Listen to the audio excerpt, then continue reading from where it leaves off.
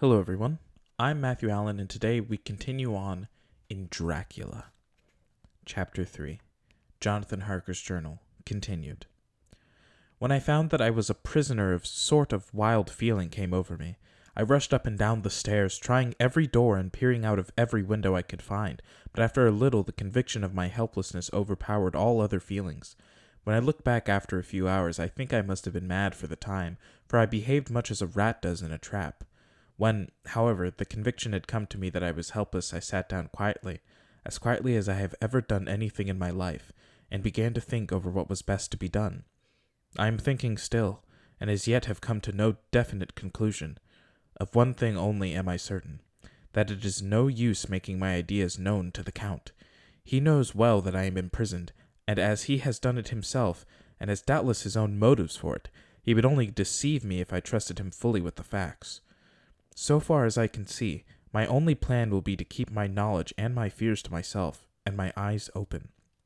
I am, I know, either being deceived, like a baby, by my own fears, or else I am in desperate straits, and if the latter be so, I need, and shall need, all my brains to get through. I had hardly come to this conclusion when I heard the great door below shut, and knew that the Count had returned. He did not come at once into the library, so I went cautiously to my own room and found him making the bed. This was odd, but only confirmed what I had all along thought, that there are no servants in the house. When later I saw him through the chink of the hinges of the door laying the table in the dining room, I was assured of it. For if he does himself all these menial offices, surely it is proof that there is no one else in the castle. It must have been the Count himself who was the driver of the coach that brought me here. This is a terrible thought, for if so, what does it mean that he could control the wolves, as he did, by only holding up his hand for silence? How is it that all the people at Bistritz and on the coach had some terrible fear for me? What meant the giving of the crucifix, of the garlic, of the wild rose, of the mountain ash? Bless that good woman who hung the crucifix round my neck, for it is a comfort and a strength to me whenever I touch it. It is odd that a thing which I have been taught to regard with disfavor and as idolatrous should in a time of loneliness and trouble be of help.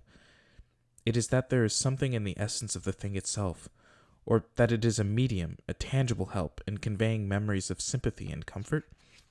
Some time, if it may be, I must examine this matter and try to make up my mind about it.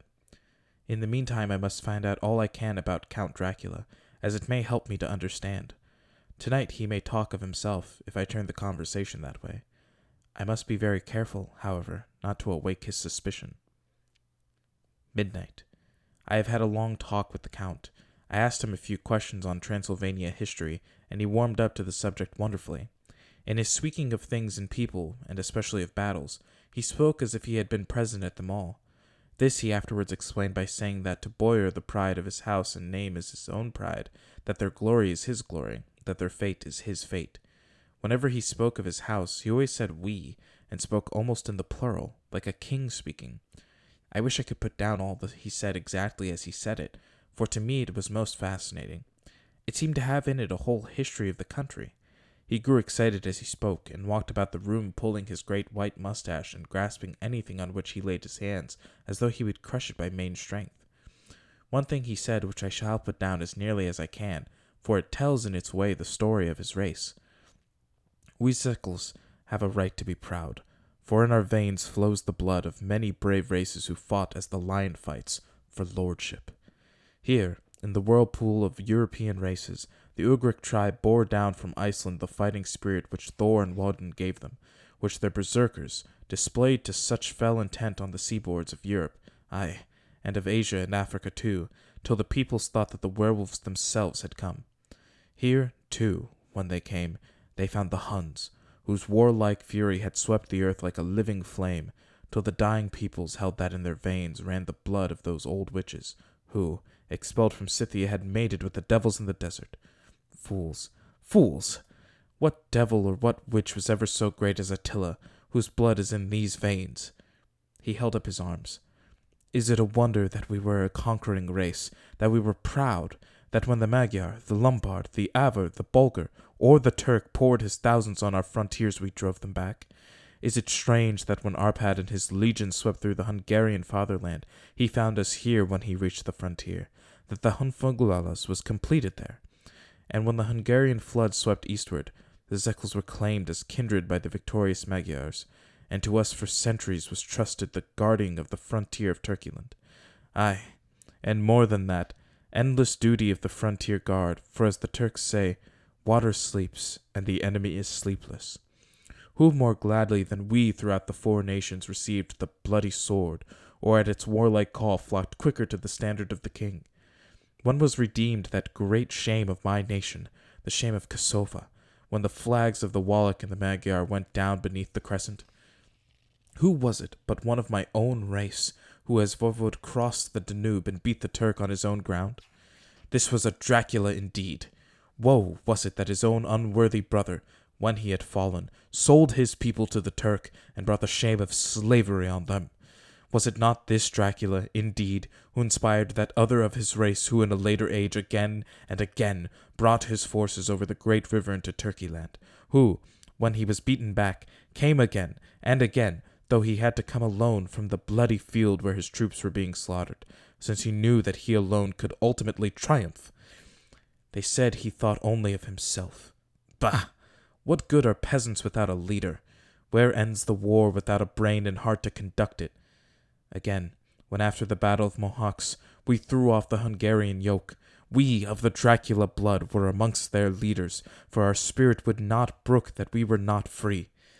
Ah, young sir, the Zekels and the Dracula as their heart's blood, their brains, and their swords can boast a record that mushroom growths like the Habsburgs and the Romanovs can never reach. The warlike days are over. Blood is too precious a thing in these days of dishonorable peace, and the glories of the great races are as a tale that is told. It was by this time close on morning, and we went to bed. This diary seems horribly like the beginning of the Arabian Nights, for everything has to break off at cockcrow, or like the ghost of Hamlet's father. 12 May. Let me begin with facts, bare, meager facts, verified by books and figures, and of which there can be no doubt. I must not confuse them with experiences which will have to rest on my own observation, or my memory of them. Last evening, when the Count came from his room, he began by asking me questions on legal matters and on the doing of certain kinds of businesses. I had spent the day wearily over books, and, simply to keep my mind occupied, went over some of the matters I had been examined in at Lincoln's Inn. There was a certain method in the Count's inquiries, so I shall try to put them down in sequence. The knowledge may somehow or some time be useful to me. First, he asked if a man in England might have 2 solicitors or more.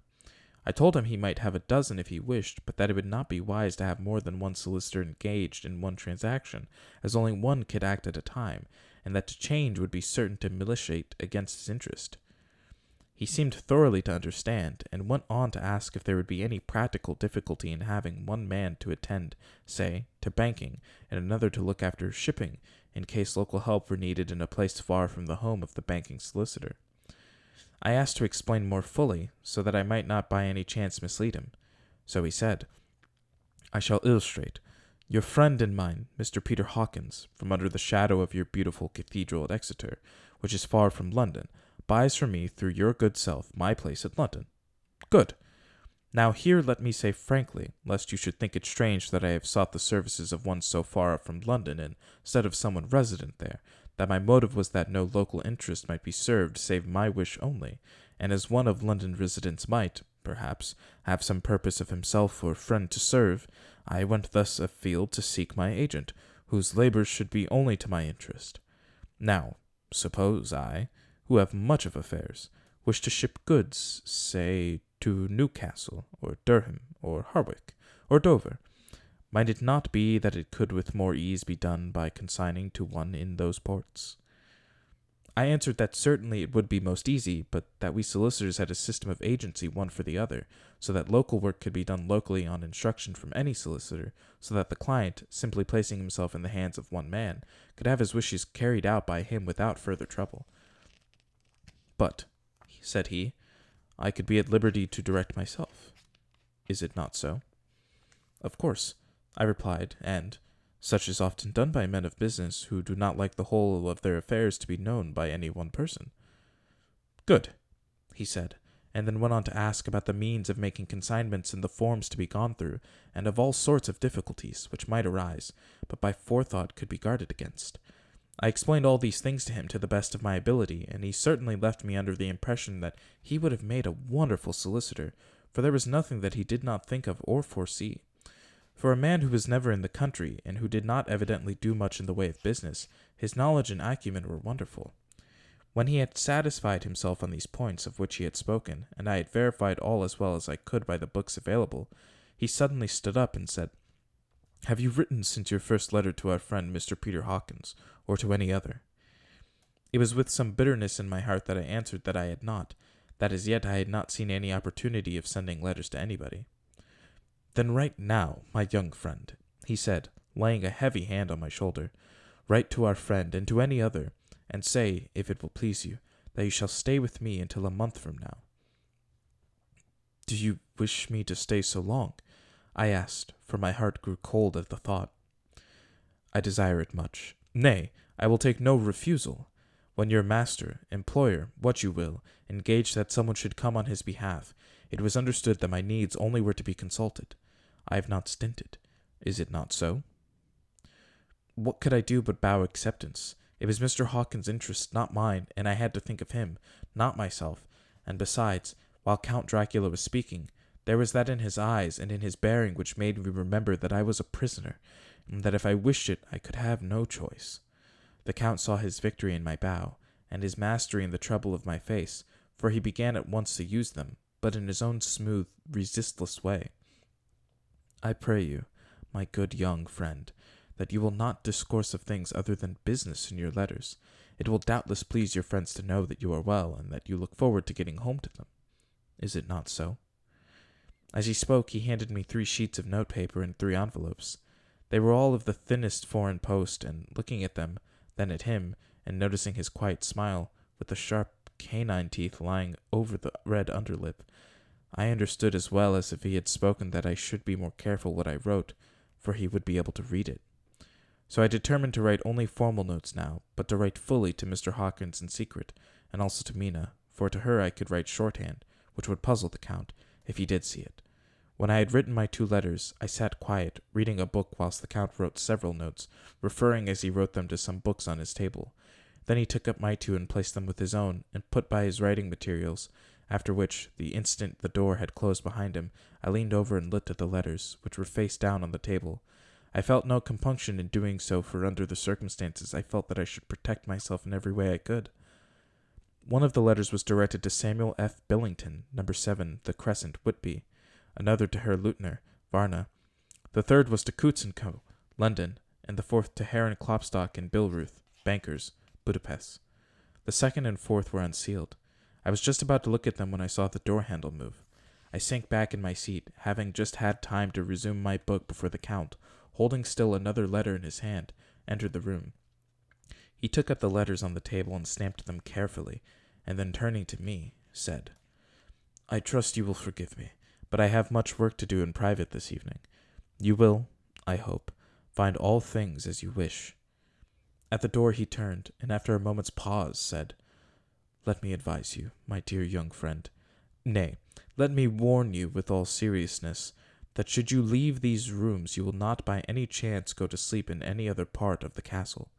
It is old, and has many memories, and there are bad dreams for those who sleep unwisely. Be warned. Should sleep now or ever overcome you, or be like to do, then haste to your own chamber or to these rooms, for your rest will then be safe. But if you be not careful in this respect, then—" He finished his speech in a gruesome way, for he motioned with his hands as if he were washing them. I quite understood. My only doubt was as to whether any dream could be more terrible than the unnatural, horrible net of gloom and mystery which seemed closing around me. Later, I endorsed the last words written, but this time there is no doubt in question. I shall not fear to sleep in any place where he is not. I have placed the crucifix over the head of my bed. I imagine that my rest is thus free from dreams, and there it shall remain. When he left me, I went to my room. After a little while, not hearing any sound, I came out and went up the stone stair to where I could look out towards the south. There was some sense of freedom in the vast expanse, inaccessible though it was to me, as compared with the narrow darkness of the courtyard. Looking out on this, I felt that I was indeed in prison, and I seemed to want a breath of fresh air, though it were of the night. I am beginning to feel this nocturnal existence tell on me. It is destroying my nerve. I start at my own shadow, and am full of all sorts of horrible imaginings. God knows that there is ground for my terrible fear in this accursed place. I looked out over the beautiful expanse, bathed in soft yellow moonlight till it was almost as light as day. In the soft light the distant hills became melted, and the shadows in the valleys and gorges of velvety blackness. The mere beauty seemed to cheer me. There was peace and comfort in every breath I drew. As I leaned from the window, my eye was caught by something moving a story below me, and somewhat to my left, where I imagined, from the order of the rooms, that the windows of the Count's own room would look out. The window at which I stood was tall and deep, stone-mullioned, and though weather-worn, was still complete. But it was evidently many a day since the case had been there. I drew back behind the stonework and looked carefully out. What I saw was the Count's head coming out from the window. I did not see the face, but I knew the man by the neck and the movement of his back and arms. In any case, I could not mistake the hands which I had so many opportunities of studying. I was at first interested and somewhat amused, for it is wonderful how small a matter will interest and amuse a man when he is a prisoner. But my very feelings changed to repulsion and terror when I saw the whole man slowly emerge from the window and begin to crawl down the castle wall over the dreadful abyss, face down, with his cloak spreading out around him like great wings. At first I could not believe my eyes. I thought it was some trick of the moonlight, some weird effect of shadow. But I kept looking, and it could be no delusion. I saw the fingers and toes grasp the corner of the stones, worn clear of the mortar by the stress of years, and by thus using every projection and inequality move downwards with considerable speed, just as a lizard moves along a wall. What manner of man is this, or what manner of creature is it in the semblance of man? I feel the dread of this horrible place overpowering me. I am in fear, in awful fear, and there is no escape for me. I am encompassed about with terrors that I dare not think of. 15 May. Once more I have seen the Count go out in his lizard fashion. He moved downwards in a sidelong way, some 100 feet down, and a good deal to the left. He vanished onto some hole or window. When his head had disappeared, I leaned out to try and see more, but without avail. The distance was too great to allow a proper angle of sight. I knew he had left the castle now, and thought to use the opportunity to explore more than I had dared to do as yet. I went back to the room and, taking a lamp, tried all the doors. They were all locked, as I had expected, and the locks were comparatively new. But I went down the stone stairs to the hall where I had entered originally. I found I could pull back the bolts easily enough and unhook the great chains. But the door was locked, and the key was gone. That key must be in the Count's room. I must watch should his door be unlocked, so that I may get it and escape. I went on to make a thorough examination of the various stairs and passages, and to try the doors that opened from them. 1 or 2 small rooms near the hall were open, but there was nothing to see in them except old furniture, dusty with age and moth-eaten. At last, however, I found one door at the top of the stairway which, though it seemed locked, gave a little under pressure. I tried it harder, and found that it was not really locked, but that the resistance came from the fact that the hinges had fallen somewhat, and the heavy door rested on the floor. Here was an opportunity which I might not have again, so I exerted myself, and with many efforts forced it back so that I could enter. I was now in a wing of the castle further to the right than the rooms I knew, and a story lower down.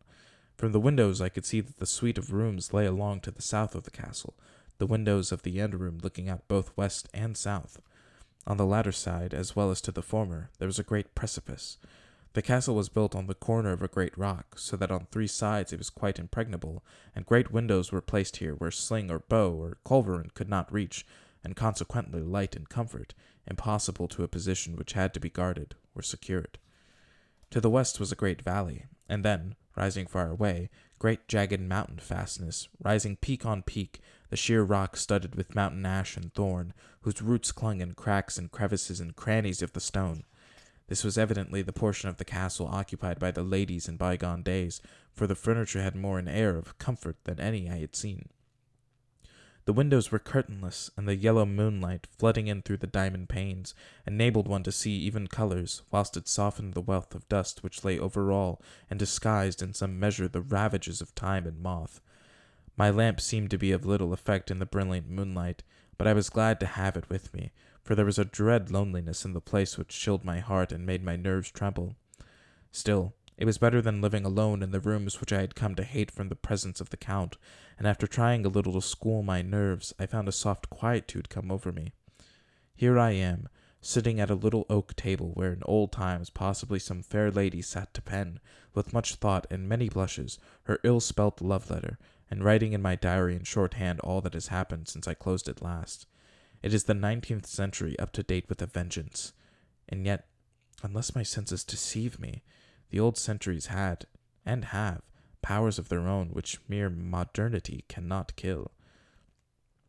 Later, the morning of 16 May. God preserve my sanity, for to this I am reduced. Safety and the assurance of safety are things of the past. Whilst I live on here, there is but one thing to hope for, that I may not go mad, if, indeed, I be not mad already. If I be sane, then surely it is maddening to think that of all the foul things that lurk in this hateful place, the Count is the least dreadful to me, that to him alone I can look for safety, even though this be only whilst I can serve his purpose. Great God! Merciful God, let me be calm, for out of that way lies madness indeed. I begin to get new lights on certain things which have puzzled me. Up to now, I never quite knew what Shakespeare meant when he made Hamlet say, "My tablets, quick, my tablets, 'tis meet that I put it down," etc. For now, feeling as though my own brain were unhinged, or as if the shock had come which must end in its undoing, I turned to my diary for repose. The habit of entering accurately must help to soothe me. The Count's mysterious warning frightened me at the time.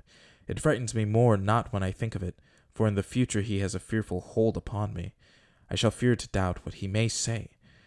When I had written in my diary and had fortunately replaced the book and pen in my pocket, I felt sleepy. The Count's warning came into my mind, but I took pleasure in disobeying it. The sense of sleep was upon me, and with it the obstinacy which sleep brings as an outrider. The soft moonlight soothed, and the wide expanse without gave a sense of freedom which refreshed me. I determined not to return tonight to the gloom-haunted rooms, but to sleep here, where, of old, ladies had sat and sung and lived sweet lives whilst their gentle breasts were sad for their menfolk away in the midst of remorseless wars. I drew a great couch out of its place near the corner, so that as I lay, I could look at the lovely view to east and south, and unthinking of and uncaring for the dust, composed myself for sleep. I suppose I must have fallen asleep. I hope so, but I fear, for all that followed was startlingly real, so real that now sitting here in the broad, full sunlight of the morning, I cannot in the least believe that it was all sleep. I was not alone. The room was the same, unchanged in any way since I came into it. I could see along the floor, in the brilliant moonlight, my own footsteps marked where I had disturbed the long accumulation of dust. In the moonlight opposite me were 3 young women, ladies by their dress and manner. I thought at the time that I must be dreaming when I saw them. They threw no shadows on the floor. They came close to me and looked at me for some time, and then whispered together. 2 were dark, and had high aquiline noses, like the Count, and great dark piercing eyes that seemed to be almost red when contrasted with the pale yellow moon. The other was fair as can be, with great masses of golden hair and eyes like pale sapphires. I seemed somehow to know her face, and to know it in connection with some dreamy fear, but I could not recollect at the moment how or where. All 3 had brilliant white teeth that shone like pearls against the ruby of their voluptuous lips. There was something about them that made me uneasy, some longing, and at the same time some deadly fear.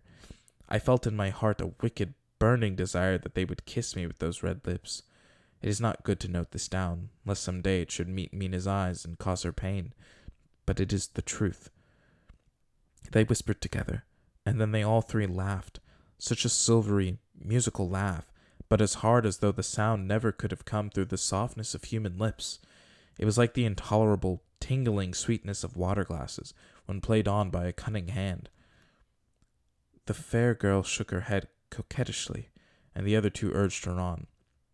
One said, "Go on. You are first, and we shall follow. Yours is the right to begin." The other added, "He is young and strong. There are kisses for us all." I lay quiet, looking out from under my eyelashes in an agony of delightful anticipation. The fair girl advanced and bent over me till I could feel the movement of her breath upon me. Sweet it was in one sense, honey-sweet, and sent the same tingling through the nerves as her voice, but with a bitter underlying the sweet, a bitter offensiveness, as one smells in blood. I was afraid to raise my eyelids, but looked out and saw perfectly under the lashes. The girl went on her knees and bent over me, simply gloating. There was a deliberate voluptuousness which was both thrilling and repulsive, and as she arched her neck she actually licked her lips like an animal, till I could see in the moonlight the moisture shining on the scarlet lips and on the red tongue as it lapped the white sharp teeth. Lower and lower went her head as the lips went below the range of my mouth and chin, and seemed to fasten on my throat. Then she paused, and I could hear the churning sound of her tongue as it licked her teeth and lips, and I could feel the hot breath on my neck. Then the skin of my throat began to tingle as one's flesh does when the hand that is to tickle it approaches nearer. Nearer. I could feel the soft, shivering touch of the lips on the supersensitive skin of my throat, and the hard dents of two sharp teeth, just touching and pausing there. I closed my eyes in languorous ecstasy and waited with beating heart. But at that instant, another sensation swept through me as quick as lightning. I was conscious of the presence of the Count, and of his being as if lapped in a storm of fury. As my eyes opened involuntarily, I saw his strong hand grasp the slender neck of the fair woman, and with giant's power draw it back, the blue eyes transformed with fury, the white teeth champing with rage, and the fair cheeks blazing red with passion. But the Count! Never did I imagine such wrath and fury, even to the demons of the pit. His eyes were positively blazing. The red light in them was lurid, as if the flames of hellfire blazed behind them. His face was deathly pale, and the lines of it were hard like drawn wires. The thick eyebrows that met over the nose now seemed like a heaving bar of white, hot metal. With a fierce sweep of his arm, he hurled the woman from me, and then motioned to the others, as though he were beating them back. It was the same imperious gesture that I had seen used to the wolves. In a voice which, though low and almost in a whisper, seemed to cut through the air, and then ring in the room, he exclaimed, "How dare you touch him, any of you? How dare you cast eyes on him when I had forbidden it? Back, I tell you all! This man belongs to me! Beware how you meddle with him, or you'll have to deal with me." The fair girl, with a laugh of ribald coquetry, turned to answer him. "You yourself never loved. You never love." On this the other woman joined, and such a mirthless, hard, soulless laughter rang through the room that it almost made me faint to hear. It seemed like the pleasure of fiends. Then the Count turned, after looking at my face attentively, and said in a soft whisper, "Yes, I too can love. You yourselves can tell it from the past. Is it not so? Well, now I promise you that when I am done with him, you shall kiss him at your will. Now go, go! I must awaken him, for there is work to be done." "Are we to have nothing tonight?" said one of them, with a low laugh, as she pointed to the bag which he had thrown upon the floor, and which moved as though there were some living thing within it. For answer he nodded his head. One of the women jumped forward and opened it. If my ears did not deceive me, there was a gasp and a low wail, as of a half-smothered child. The woman closed round, whilst I was aghast with horror, but as I looked, they disappeared, and with them the dreadful bag.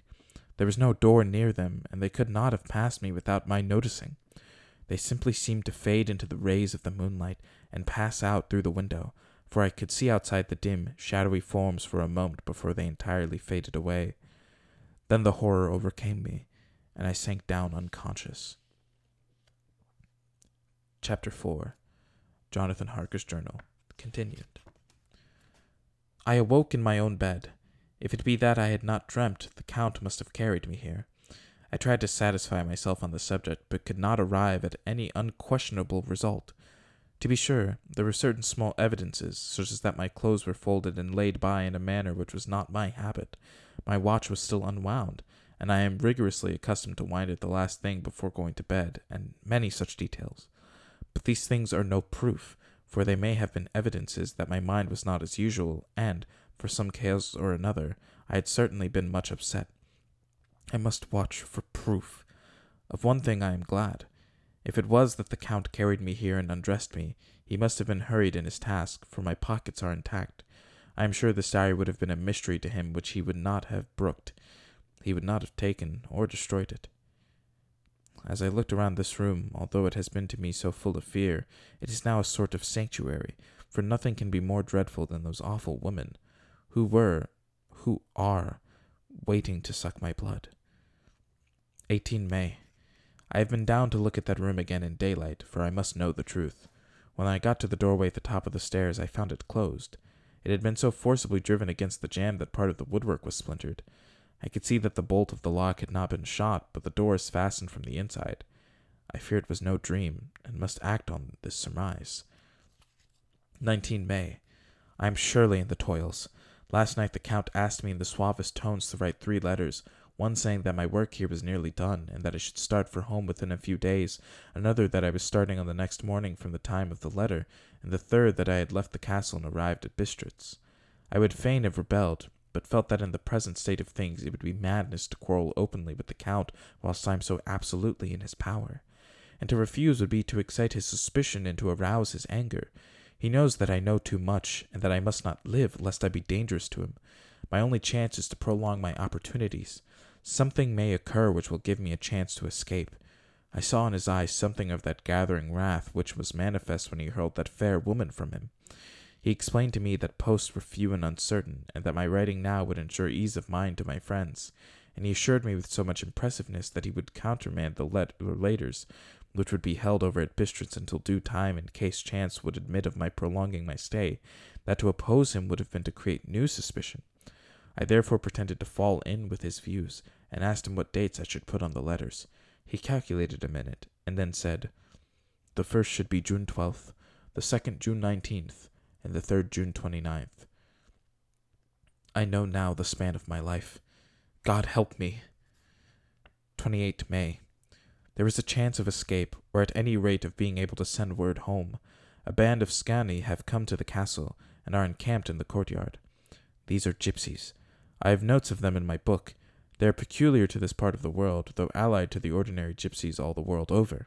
There are thousands of them in Hungary and Transylvania, who are almost outside all law. They attach themselves as a rule to some great noble or boyar, and call themselves by his name. They are fearless and without religion, save superstition, and they talk only their own varieties of the Romani tongue. I shall write some letters home, and shall try to get them to have them posted. I have already spoken to them through my window to begin acquaintanceship. They took their hats off and made obeisance and many signs, which, however, I could not understand any more than I could their spoken language. I have written the letters. Mina's is in shorthand, and I simply ask Mr. Hawkins to communicate with her. To her I have explained my situation, but without the horrors which I may only surmise. It would shock and frighten her to death were I to expose my heart to her. Should the letters not carry, then the Count shall yet know my secret or the extent of my knowledge. I have given the letters, and threw them through the bars of my window with a gold piece, and made what signs I could to have them posted. The man who took them pressed them to his heart and bowed, and then put them in his cap. I could do no more. I stole back to the study, and began to read. As the Count did not come in, I have written here. The Count has come. He sat down beside me, and said in his smoothest voice as he opened 2 letters, "The Scani has given me these, of which, though I know not whence they come, I shall, of course, take care. See!" He must have looked at it. "One is from you, and to my friend Peter Hawkins. The other—" Here he caught sight of the strange symbols as he opened the envelope, and the dark look came into his face, and his eyes blazed wickedly. "The other is a vile thing, an outrage upon friendship and hospitality. It is not signed. Well, so it cannot matter to us." And he calmly held letter and envelope in the flame of the lamp till they were consumed. Then he went on. "The letter to Hawkins. That I shall, of course, send on, since it is yours. Your letters are sacred to me. Your pardon, my friend, that unknowingly I did break the seal. Will you not cover it again?" He held out the letter to me, and with a courteous bow handed me a clean envelope. I could only redirect it and hand it to him in silence. When he went out of the room, I could hear the key turn softly. A minute later I went over and tried it, and the door was locked. When, an hour or 2 after, the Count came quietly into the room, his coming awakened me, for I had gone to sleep on the sofa. He was very courteous and very cheery in his manner, and seeing that I had been sleeping, he said, "So, my friend, you are tired. Get to bed. There is the surest rest. I may not have the pleasure of talk tonight, since there are many labors to me, but you will sleep, I pray. I passed to my room and went to bed, and, strange to say, slept without dreaming. Despair has its own calms. 31st May. This morning when I woke, I thought I would provide myself with some papers and envelopes from my bag and keep them in my pocket, so that I might write in case I should get an opportunity. But again a surprise, again a shock. Every scrap of paper was gone, and with it all my notes, my memoranda relating to railways and travel, my letter of credit, in fact all that might be useful to me were I once outside the castle. I sat and pondered a while, and then some thought occurred to me, and I made search of my portmanteau and in the wardrobe where I had placed my clothes. The suit in which I had travelled was gone, and also my overcoat and rug. I could find no trace of them anywhere. This looked like some new scheme of villainy. 17 June. This morning, as I was sitting on the edge of my bed, cudgelling my brains, I heard without a crackling of whips and pounding and scraping of horses' feet up the rocky path beyond the courtyard. With joy, I hurried to the windows, and saw drive into the yard 2 great leader wagons, each drawn by 8 sturdy horses, and at the head of each pair a Slavic, with his wide hat, great nail-studded belt, dirty sheepskin, and high boots. They had also their long staves in hand. I ran to the door, intending to descend and try and join them through the main hall, as I thought that way might be opened for them. Again a shock. My door was fastened on the outside. Then I ran to the window and cried to them. They looked up at me stupidly and pointed, but just then the hetman of the skene came out, and seeing them pointing to my window, said something, at which they laughed. Henceforth no effort of mine, no piteous cry or agonized entreaty, would make them even look at me. They resolutely turned away. The leader wagons contained great, square boxes with handles of thick rope. These were evidently empty by the ease with which the Slavics handled them, and by their resonance as they were roughly moved. When they were all unloaded and packed in a great heap in one corner of the yard, the Slavics were given some money by the skene, and spitting on it for luck, lazily went each to his horse's head. Shortly afterwards, I heard the crackling of their whips die away in the distance. 24th June, before morning. Last night the Count left me early, and locked himself into his own room. As soon as I dared, I ran up the winding stair, and looked out the windows, which opened south. I thought I would watch for the Count, for there is something going on. The skene are quartered somewhere in the castle and are doing work of some kind. I know it, for now and then I hear a far-away muffled sound as of mattock and spade, and, whatever it is, it must be the end of some ruthless villainy. I had been at the window somewhat less than half an hour, when I saw something coming out of the Count's window. I drew back and watched carefully, and saw the whole man emerge. It was a new shock to me to find that he had on the suit of clothes which I had worn whilst travelling here, and slung over his shoulder the terrible bag which I had seen the woman take away. There could be no doubt as to his quest, and in my garb, too. This, then, is his new scheme of evil, that he will allow others to see me, as they think, so that he may both leave evidence that I have been seen in the towns or villages posting my own letters, and that any wickedness which he may do shall be by the local people be attributed to me. It makes me rage to think that this can go on, and whilst I am shut up here, a veritable prisoner, but without that protection of the law which is even a criminal's right and consolation. I thought I would watch for the Count's return, and for a long time sat doggedly at the window. Then I began to notice that there were some quaint little specks floating in the rays of the moonlight. They were like the tiniest grains of dust, and they whirled round and gathered in clusters in a nebulous sort of way. I watched them with a sense of soothing, and a sort of calm stole over me. I leaned back in the embrasure in a more comfortable position, so that I could enjoy more fully the aerial gambolling. Something made me start up, a low, piteous howling of dogs somewhere far below in the valley, which was hidden from my sight. Louder it seemed to ring in my ears, and the floating motes of dust to take new shapes to the sound as they danced in the moonlight. I felt myself struggling to wake to some call of my instincts. Nay, my very soul was struggling, and my half-remembered sensibilities were striving to answer the call. I was becoming hypnotized. Quicker and quicker danced the dust. The moonbeams seemed to quiver as they went by me into the mass of gloom beyond. More and more they gathered till they seemed to take dim phantom shapes. And then I started, broad awake and in full possession of my senses, and ran screaming from the place. The phantom shapes, which were becoming gradually materialized from the moonbeams, were those 3 ghostly women to whom I was doomed. I fled, and felt somewhat safer in my own room, where there was no moonlight and where the lamp was burning brightly. When a couple of hours had passed, I heard something stirring in the Count's room, something like a sharp wail quickly suppressed. And then there was silence, deep, awful silence, which chilled me. With a beating heart, I tried the door, but I was locked in my prison and could do nothing. I sat down and simply cried. As I sat, I heard a sound in the courtyard without, the agonized cry of a woman. I rushed to the windows and, throwing it up, peered between the bars. There, indeed, was a woman with disheveled hair, holding her hands over her heart as one distressed with running. She was leaning against the corner of the gateway. When she saw my face at the window, she threw herself forward and shouted in a voice laden with menace, "Monster, give me my child!" She threw herself on her knees, and raising up her hands, cried the same words and tones which wrung my heart. Then she tore her hair and beat her breast, and abandoned herself to all the violences of extravagant emotion. Finally she threw herself forward, and though I could not see her, I could hear the beating of her naked hands against the door. Somewhere high overhead, probably on the tower, I heard the voice of the Count calling in his harsh, metallic whisper. His call seemed to be answered from afar and wide by the howling of wolves. Before many minutes had passed, a pack of them poured, like a pent-up dam when liberated, through the wide entrance into the courtyard. There was no cry from the woman, and the howling of the wolves was but short. Before long, they streamed away singly, licking their lips. I could not pity her, for I knew now what had become of her child, and she was better dead. What shall I do? What can I do? How can I escape from this dreadful thing of night, gloom, and fear? 25 June morning. No man knows till he has suffered from the night how sweet and dear to his heart and eye the morning can be. When the sun grew so high this morning that it struck the top of the great gateway opposite my window, the high spot which it touched seemed to me as if the dove from the ark had lighted there. My fear fell from me as if it had been a vaporous garment which dissolved in the warmth. I must take action of some sort whilst the courage of the day is upon me. Last night one of my post-dated letters went to post, the first of that fatal series which is to blot out the very traces of my existence from the earth. Let me not think of it. Action.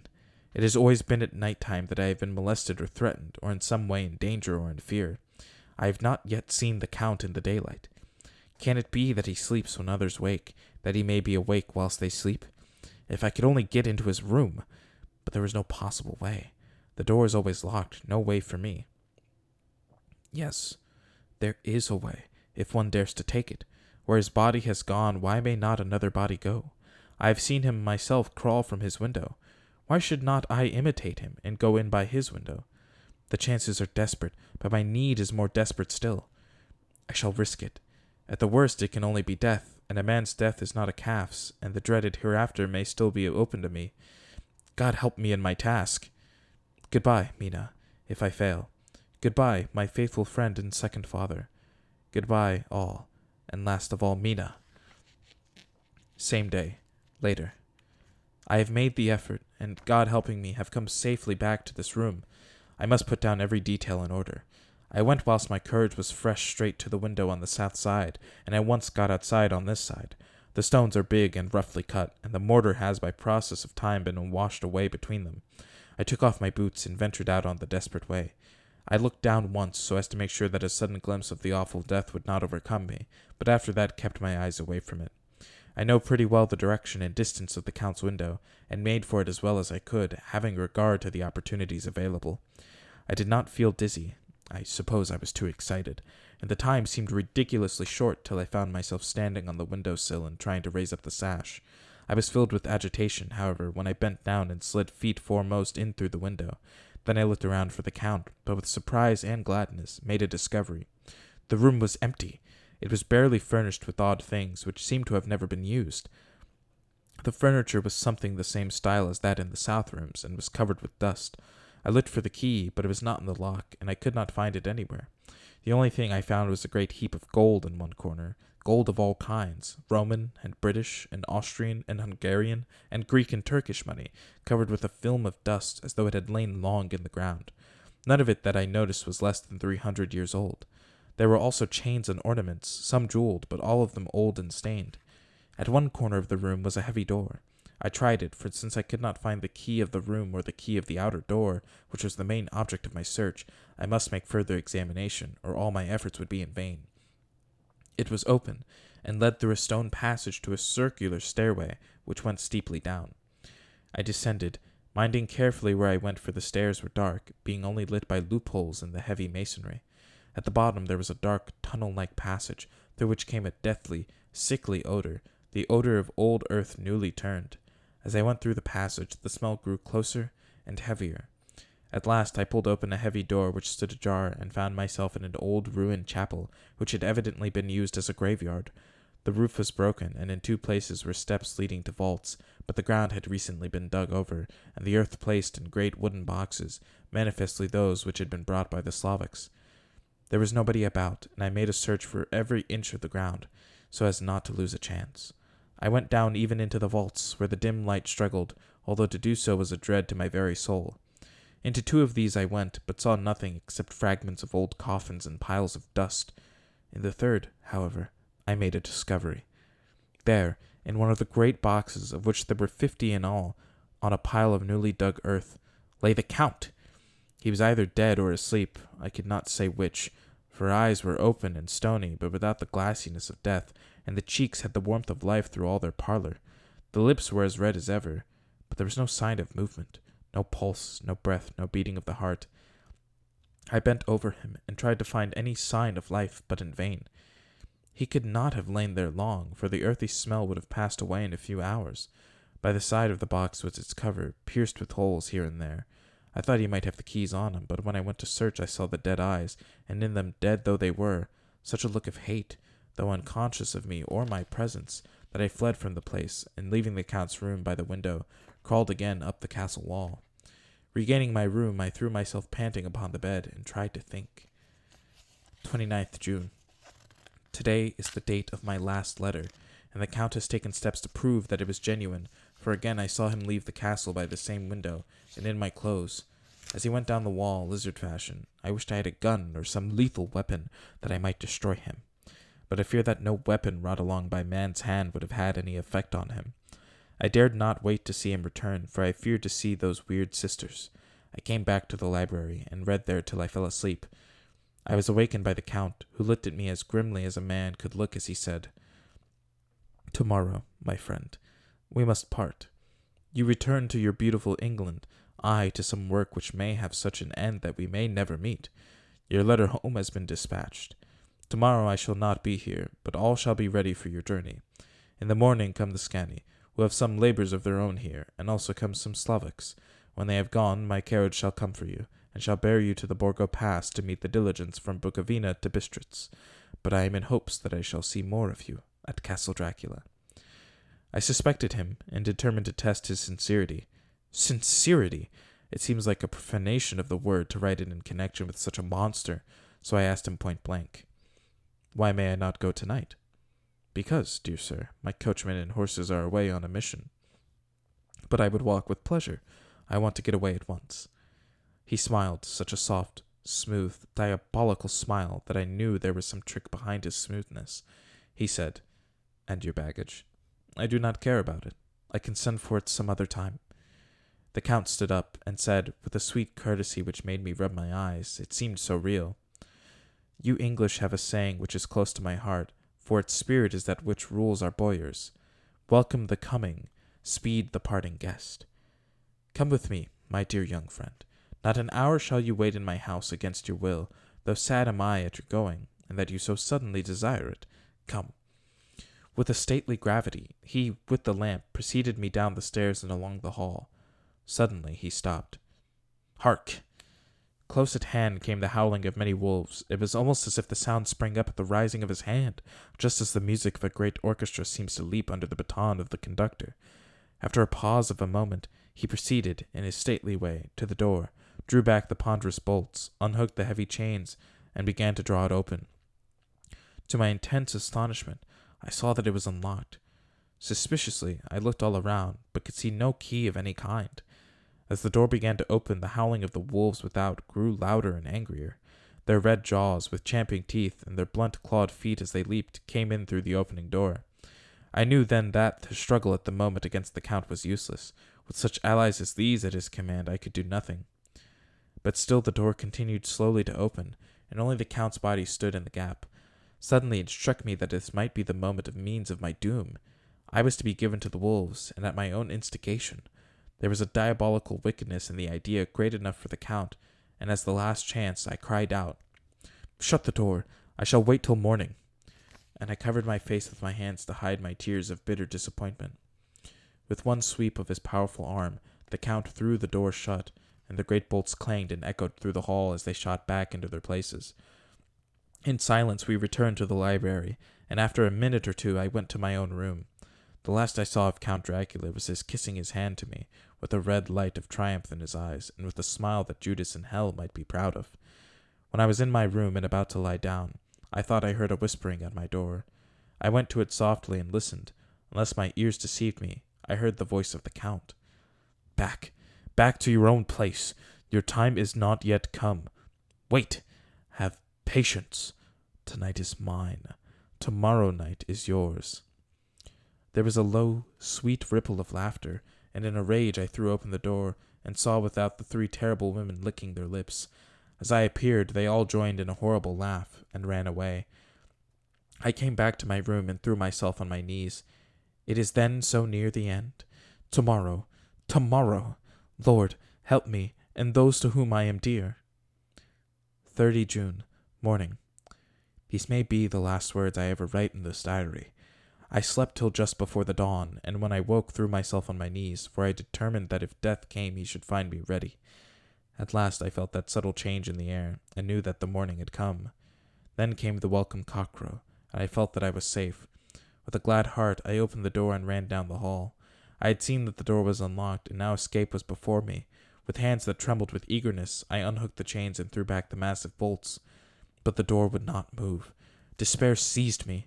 I pulled and pulled at the door, and shook it till, massive as it was, it rattled in its casement. I could see the bolt shot.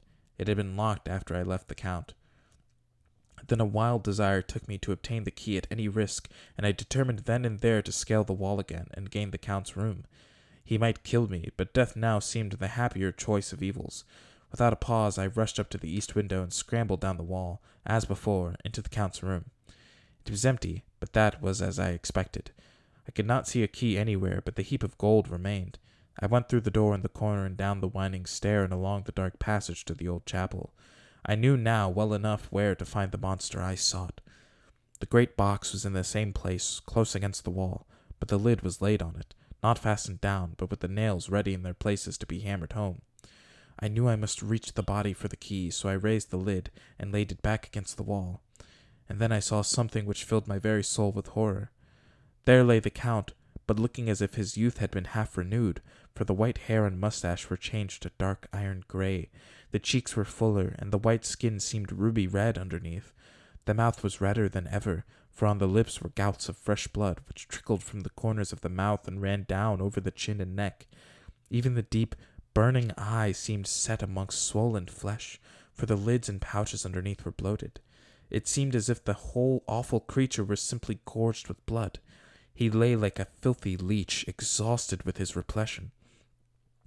I shuddered as I bent over to touch him, and every sense in me revolted at the contact, but I had to search, or I was lost. The coming night might see my own body a banquet in a similar war to those horrid three. I felt all over the body, but no sign could I find of the key. Then I stopped and looked at the Count.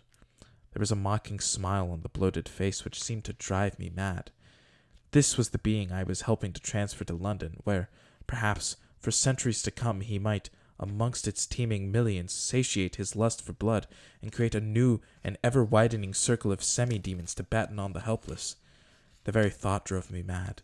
A terrible desire came upon me to rid the world of such a monster. There was no lethal weapon at hand, but I seized a shovel which the workmen had been using to fill the cases, and lifting it high, struck, with the edge downward, at the hateful face. But as I did so, the head turned, and the eyes fell upon me, with all their blaze of basilisk horror. The sight seemed to paralyze me, and the shovel turned in my hand and glanced from the face, merely making a deep gash above the forehead. The shovel fell from my hand across the box, and as I pulled it away, the flange of the blade caught the edge of the lid, which fell over again, and the horrid thing from my sight. The last glimpse I had was of the bloated face, blood-stained and fixed with the grin of malice which had held its own in the nethermost hell. I thought and thought what should be my next move, but my brain seemed on fire, and I waited with a despairing feeling growing over me. As I waited, I heard in the distance a gypsy song sung by merry voices coming closer, and through their song the rolling of heavy wheels and the cracking of whips. The Scani and the Slavics of whom the Count had spoken were coming. With a last look around and at the box which contained the vile body, I ran from the place and gained the Count's room, determined to rush out at the moment the door should be opened.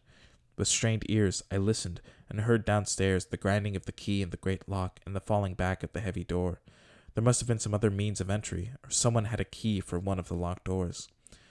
Then there came the sound of many feet tramping and dying away in some passage, which sent up a clanging echo. I turned to run down again towards the vault, where I might find the new entrance, but at the moment there seemed to come a violent puff of wind, and the door to the winding stair blew to with a shock that set the dust from the lintels flying. When I ran to push it open, I found that it was hopelessly fast. I was again a prisoner, and the net of doom was closing round me more closely. As I write, there is in the passage below a sound of many tramping feet, and the crash of weights being set down heavily, doubtless the boxes, with their freight of earth. There was a sound of hammering. It is the box being nailed down. Now I can hear the heavy feet tramping again along the hall, with many other idle feet coming behind them. The door is shut, the chains rattle. There is a grinding of the key in the lock. I can hear the key withdrawn, then another door opens and shuts. I hear the creaking of lock and bolt. Hark! In the courtyard and down the rocky way, the roll of heavy wheels, the crack of whips, and the chorus of the Scani as they pass into the distance. I am alone in the castle with those horrible women. Pah! Mina is a woman, and there is naught in common. They are devils of the pit. I shall not remain alone with them. I shall try to scale the castle wall further than I have yet attempted. I shall take some of the gold with me, lest I want it later. I may find a way from this dreadful place. And then away for home, away to the quickest and nearest train, away from the cursed spot, from this cursed land where the devil and his children still walk with earthly feet. At least God's mercy is better than that of those monsters, and the precipice is steep and high. At its foot a man may sleep, as a man. Goodbye, all. Mina. And that is where I will leave it for today. Thank you all so much for joining me for What a Book. If you liked it, make sure to check out everything that is backlogged here on the channel, as well as giving a nice little check over, a nice little glean to the other things. Make sure to check out the gaming YouTube channel where you can find everything from the Twitch backlogged. Those are all some fun stuff. I love playing games, but I do love reading books. I've never read Dracula, so I'm very fascinated by this. This is very interesting to me. But thank you all so much for listening. I have been Matthew Allen, and I will see you all. I won't see you, but I will. You will all hear me next time.